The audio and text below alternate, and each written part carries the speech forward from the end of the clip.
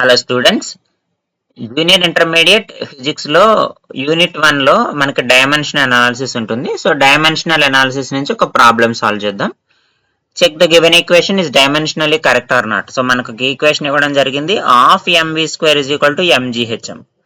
So దీంట్లో LHS is equal to half MV square. So ఇక్కడ మనం డైమెన్షన్స్ రాయాలి. డైమెన్షన్స్ రాయాలంటే ఈ ఎం అంటే మాస్, వి అంటే వెలాసిటీ. సో మనం ఫస్ట్ దీనికి యూనిట్స్ రాద్దాం.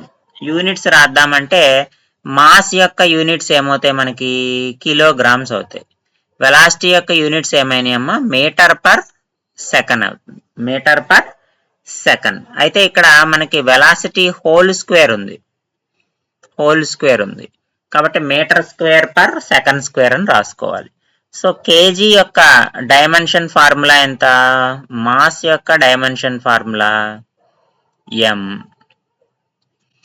మీటర్స్ అంటే ఎల్,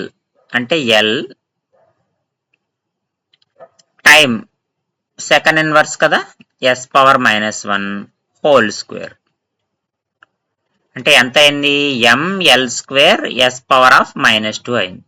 ఇది లెఫ్ట్ హ్యాండ్ సైడ్ అమ్మ.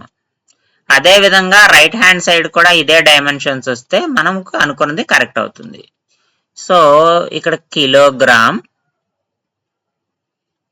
Metre per second square into height అంటే మీటర్లోనే కొలుస్తాం కదా, అంటే మనకేమొచ్చింది KG metre square per second square వచ్చింది. దీనికి డైమెన్షనల్ ఫార్ములా రాస్తే M L square T to the power of -2 that is RHS. So L square చూడండి, ఎంఎల్ స్క్వేర్, సారీ ఇక్కడ ఎస్ కాదు TM, ML square T power -2 వచ్చింది.